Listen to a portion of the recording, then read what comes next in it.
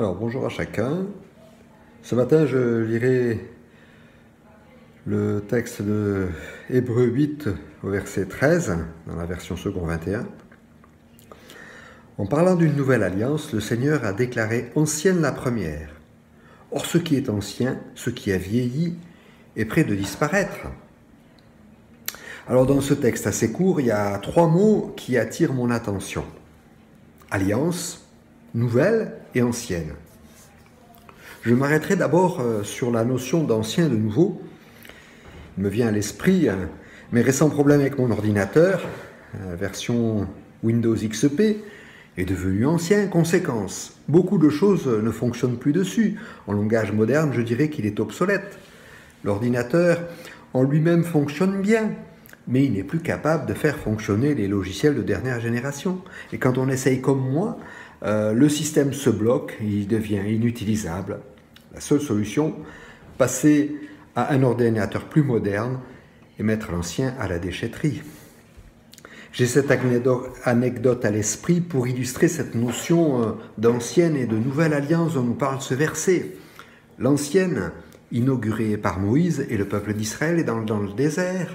Et la nouvelle, inaugurée par Jésus lui-même après sa résurrection, est certifiée par la venue du Saint-Esprit le jour de la Pentecôte sur les disciples.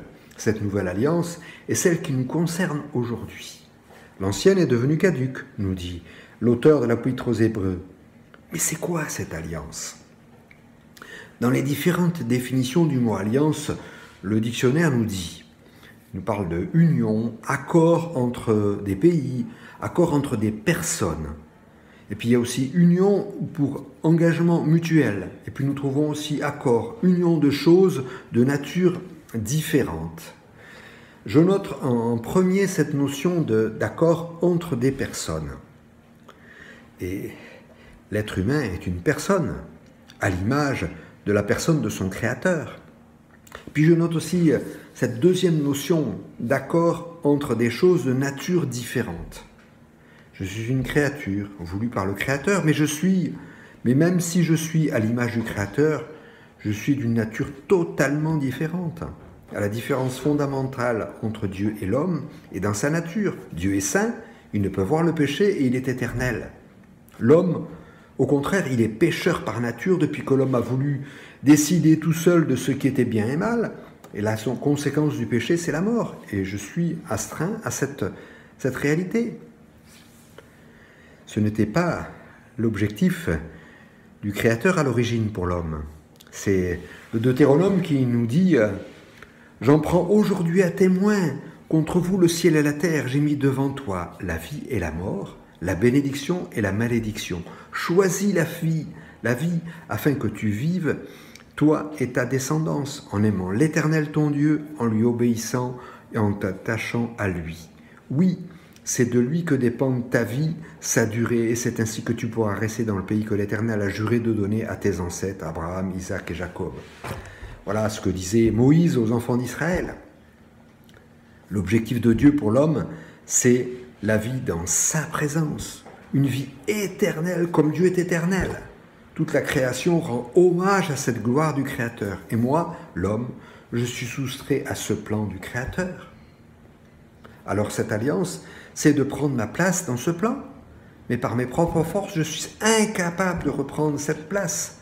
L'ancienne alliance, avec la loi, avait pour but de révéler à l'homme son état de pécheur devant Dieu et son incapacité à atteindre la sainteté de Dieu. La conséquence est la mort méritée pour chaque être humain. Mais Dieu s'est aussi révélé à travers tout l'Ancien Testament comme un Dieu de grâce. Celui qui reconnaît son incapacité à se purifier découvre ainsi que Dieu peut purifier l'homme. Il a un plan qu'il a établi avant la fondation du monde. Ce plan, c'est Jésus, né à Bethléem, d'une conception miraculeuse, d'une vie sans péché, qui a mort sur la croix de Golgotha à ma place pour payer le prix de mon péché. Ce sont les apôtres, témoins de ces choses, qui nous font découvrir cette nouvelle alliance. Le prophète Jérémie l'avait annoncé alors que la ville de Jérusalem et son temple allaient être détruits par Nebuchadnezzar. Il nous dit Mais voici l'alliance que je ferai avec la communauté d'Israël après ces jours-là, déclare l'Éternel. Je mettrai ma loi à l'intérieur d'eux, je l'écrirai dans leur cœur, je serai leur Dieu et ils seront mon peuple. Personne n'enseignera plus son prochain ni son frère en disant « Vous devez connaître l'Éternel, car tous me connaîtront, depuis le plus petit jusqu'au plus grand d'entre eux, déclare l'Éternel. En effet, je pardonnerai la faute, je ne me souviendrai plus de leurs péchés. » C'est ce qui nous a été rappelé hier dans les versets 10 à 11 de cette épître aux Hébreux. Alors quelle application pour moi ce matin? La loi a révélé toute l'obsolescence de mes efforts.